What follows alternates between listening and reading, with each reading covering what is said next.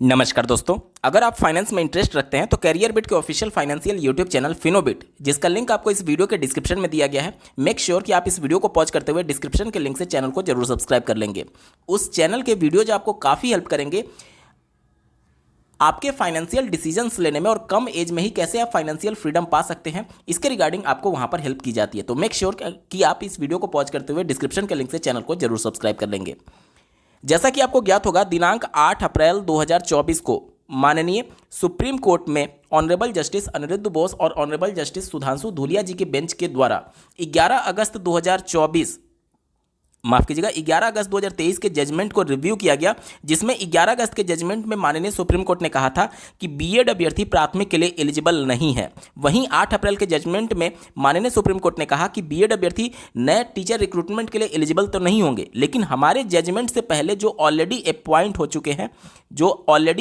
चुके हैं उनके लिए कुछ रिलैक्सेशन ऑनरेबल सुप्रीम कोर्ट ने दिया था। रिलैक्सेशन ये था कि इनकी अपॉइंटमेंट 11 अगस्त से पहले होनी चाहिए, इनका कोई भी जो अपॉइंटमेंट है वो सब्जेक्ट टू आउटकम नहीं होना चाहिए, और इन अपॉइंटेड कैंडिडेट को बचाने के लिए वह 6 माह का जो ब्रिज कोर्स है वो डिजाइन करने के लिए जो भी रिस्पोंडेंट पार्टीज हैं यानी एनसीटी और यूनियन ऑफ इंडिया, उनको डायरेक्ट करती है माननीय सुप्रीम कोर्ट, और साल के अंदर यानी 1 साल में ये कोर्स डिजाइन किया जाएगा और उसके बाद से जो भी अपॉइंटेड बीएड कैंडिडेट हैं उनको ये कोर्स कंडक्ट कराया जाएगा डीएलएड के समकक्ष लाने के लिए। यहाँ पर ध्यान देने वाली बात यह है कि इस 8 अप्रैल 2024 के जजमेंट में माननीय सुप्रीम कोर्ट ने ऐसे बीएड कैंडिडेट को राहत दी है जिनका अपॉइंटमेंट किसी भी सब्जेक्ट टू आउटकम किसी भी कोर्ट ऑफ लॉ में ना हुआ हो। लेकिन इस सब्जेक्ट टू आउटकम में भी एक शर्त है कि वो केस ही केवल सब्जेक्ट टू आउटकम माना जाएगा जो कि इंस्टीट्यूटेड बाय देम हो, यानी बीएड कैंडिडेट के द्वारा ही केस शुरू किया गया हो।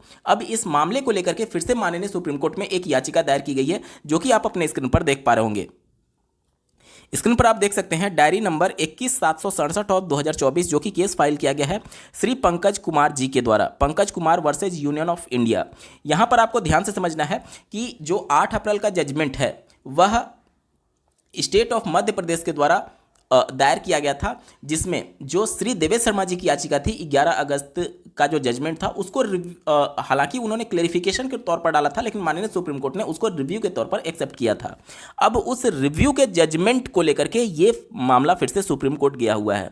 यहां पर मैं बता दूं, ध्यान से सुनिएगा, यहां पर जो मध्य प्रदेश स्टेट गवर्नमेंट को यहां पर पार्टी नहीं बनाई गई है, बल्कि पार्टी किसको बनाया गया है, यूनियन ऑफ इंडिया को बनाया गया है। तो ये मामला आप सिर्फ मध्य प्रदेश तक सीमित मत समझिएगा, ये पूरा मामला जो है वो पूरे देश से संबंधित है। क्यों? क्योंकि 8 अप्रैल 2024 का जो जजमेंट है उसमें माननीय सुप्रीम कोर्ट ने कहा है कि भले ही ये clarification application Madhya Pradesh state government के द्वारा डाली गई है, लेकिन हमारा जो ये जजमेंट है रिव्यू वाला वो सभी देश के सभी राज्यों के साथ साथ यूनियन टेरिटरीज पर भी लागू होगा। तो ये जो जजमेंट को चैलेंज किया गया है वो एक तरीके से पर्टिकुलर किसी स्टेट के लिए नहीं है, बल्कि सभी राज्यों में जहां पर भर्तियां ऑलरेडी सब्जेक्ट टू आउटकम हुई है वहां पर इसका इंपैक्ट देखने को मिल सकता है। इस केस के बारे में थोड़ा सा और जानते हैं। ये केस जो फाइल किया गया था, ध्यान दीजिएगा, 8 मई 2024 को फाइल किया गया था। 8 मई 2024 को ये केस फाइल किया गया, और यहां पर थोड़ा सा और मैं डिटेल आपको दिखाने की कोशिश करूं।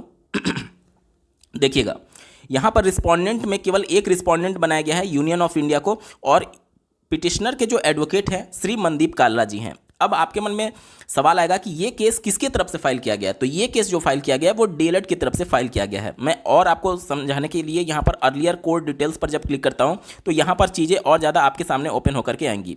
देखिए, ऑनरेबल सुप्रीम कोर्ट ने 4303 ऑफ 2024, यही वो एमपी की क्लेरिफिकेशन एप्लीकेशन का डायरी नंबर था, केस नंबर था, जिसमें 8 अप्रैल 2024 को माननीय सुप्रीम कोर्ट ने जजमेंट दिया था, और ऑनरेबल सुप्रीम कोर्ट ने ये जजमेंट दिया हुआ था। इसी को ये केस चैलेंज किया गया है। मैं आपको दिखाने की कोशिश करता हूं। देखिए, यहां पर लिखा गया है जजमेंट चैलेंज, यहां पर लिखा गया है यस, यानी कि ये जो फाइनल जजमेंट था 8 अप्रैल का उसको चैलेंज किया गया है इस केस में।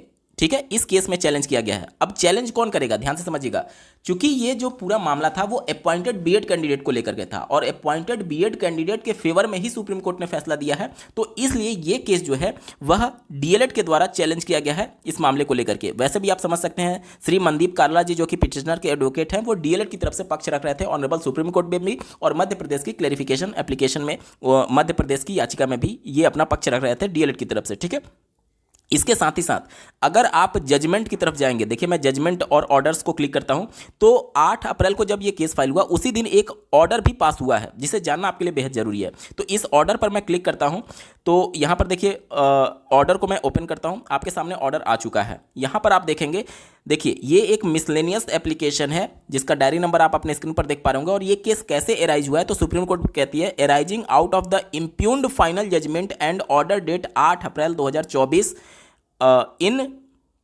Diary number 4303 of 2024 passed by honourable Supreme Court. यही वो डायरी नंबर था जो कि स्टेट ऑफ मध्य प्रदेश की क्लेरिफिकेशन एप्लीकेशन थी, और ये केस इनके द्वारा फाइल किया गया है और रिस्पोंडेंट में यूनियन ऑफ इंडिया को बनाया गया है। अब यहां पर देख लीजिए, ये 8 मई 2024, ध्यान से देखिएगा, 8 मई 2024 को ऑनरेबल सुप्रीम कोर्ट कहती है कि ये पिटीशन जो है वो मेंशन किया गया 8 मई को सुने जाने के लिए। और किस बेंच में, आप देख सकते हैं ऑनरेबल जस्टिस सुधांशु धूलिया जी की बेंच है और ऑनरेबल जस्टिस प्रसन्ना जी की बेंच है। यहां पर अगर आप एडवोकेट पैनल को देखेंगे तो चीज़ें आपको स्पष्ट होंगी। ऑनरेबल इन दोनों जस्टिस के बेंच में जो सीनियर एडवोकेट पार्टीज की तरफ से उपस्थित हुए हैं, ये देख सकते हैं आप, सीनियर एडवोकेट गोपाल शंकर नारायण जो कि डीएलएड की तरफ से ऑनरेबल सुप्रीम कोर्ट में भी उपस्थित हुए थे और मध्य प्रदेश मामले में भी उपस्थित हुए थे। इसके बाद से श्री मनदीप काल्ला जी, ये भी आपका उपस्थित हो चुके हैं डीएलएड की तरफ से, ठीक है। बाकी ये सभी एडवोकेट्स हैं, आप स्क्रीन पर देख पा रहे होंगे। अब सुप्रीम कोर्ट ने क्या कहा, सुप्रीम कोर्ट ये कहती है कि upon being mentioned the court made the following order. 8 मई को जब ये केस लिस्ट किया गया था, तो यहाँ पर ये ऑर्डर किया गया कि लिस्ट ऑन 29 जुलाई 2024, यानी इस केस को सुने जाने के लिए 29 जुलाई 2024 को लिस्ट किया गया है।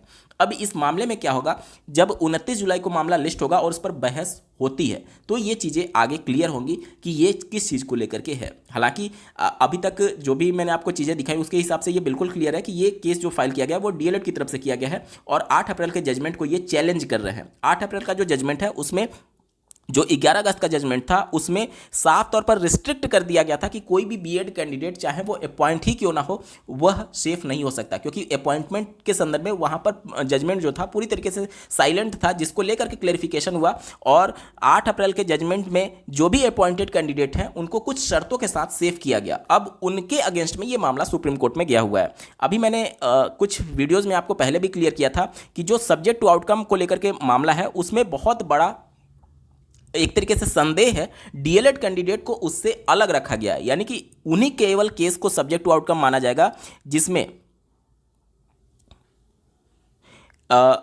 ऐसे कैंडिडेट यानी बीएड वाले कैंडिडेट ही कोर्ट को अप्रोच करते हैं तो उनके ही केस को केवल सब्जेक्ट टू आउटकम माना जाएगा। यहां पर इंस्टीट्यूटेड बाय देम एक group of words phrase use किया गया है, जिससे ये स्पष्ट हो जाता है कि ये जो सब्जेक्ट टू आउटकम होगा तभी माना जाएगा जब बीएड को उस नोटिफिकेशन में शामिल ना किया गया हो और उस नोटिफिकेशन में शामिल होने के लिए वह कोर्ट का दरवाजा खटखटाते हैं और कोर्ट ने उनको अलाउ किया और उनकी पूरी भर्ती प्रक्रिया को या फिर उनके उस जो उनका अलाउ किया गया, शर्त के साथ अलाउ किया गया, उसको सब्जेक्ट टू आउटकम रखा गया। तो इन्हीं प्रकार के कैंडिडेट जिनको सब्जेक्ट टू आउटकम रखा गया, यानी जिसमें बीएड खुद अप्रोच करता है कोर्ट को, उसके संदर्भ में माननीय सुप्रीम कोर्ट कहती है कि बीएड सेफ नहीं है। बाकी जितने भी कैंडिडेट हैं जो कि 11 अगस्त से पहले अपॉइंट हो चुके हैं और जिनका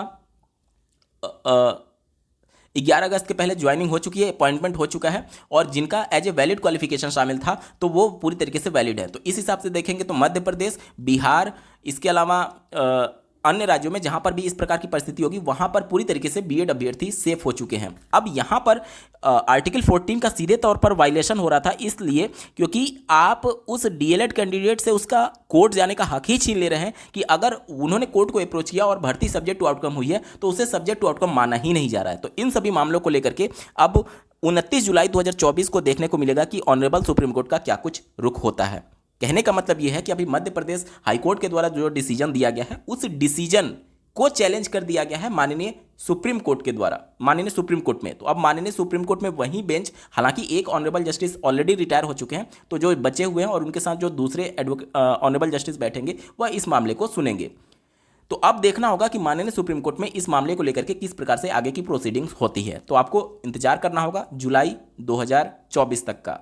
साथ ही साथ यहाँ पर मैं बता दूँ कि मई में ही आपका जो छत्तीसगढ़ से संबंधित मामला है, हाईकोर्ट ने जो जजमेंट दिया है उसके अगेंस्ट में मामला सुप्रीम कोर्ट में लगा हुआ है। मई 2024 को सुने जाने के लिए। तो वहाँ पर भी चीज़ें क्लियर आउट होंगी। हालांकि वो बेंच जिसमें केस को लिस्ट किया गया वो वही बेंच है जो कि 29 जुलाई को इस मामले में क्लेरिफिकेशन एप्लीकेशन के जजमेंट को चैलेंज किया गया, उस मामले में सुनवाई करने वाली है। तो ये सारी चीज़ें अब एक दूसरे से कनेक्टेड होती चली जाएंगी। चाहे आप बिहार वाला मैटर देख लीजिए, आप छत्तीसगढ़ वाला मैटर देख लीजिए, आप मध्य प्रदेश वाला मैटर देख लीजिए, तो सारी चीज़ें एक बार फिर से सुप्रीम कोर्ट के केंद्र बिंदु में रहेंगी। और सुप्रीम कोर्ट कहीं ना कहीं इन सभी चीज़ों को क्लेरिफाई करने के बाद भी उनके मन में जरूर ये बात आएगी कि बार बार सभी राज्यों से ये केस क्यों आ रहे हैं। तो एक बार फिर से वो अपने ही जो रिव्यू किया गया उसमें जिस भी बात को लेकर के डाउट्स होंगे उनको हो सकता है कि माननीय सुप्रीम कोर्ट क्लेरिफाई कर दे। इस वीडियो को देखने के लिए आपका बहुत बहुत धन्यवाद। भगवान करे आपका दिन शुभ हो।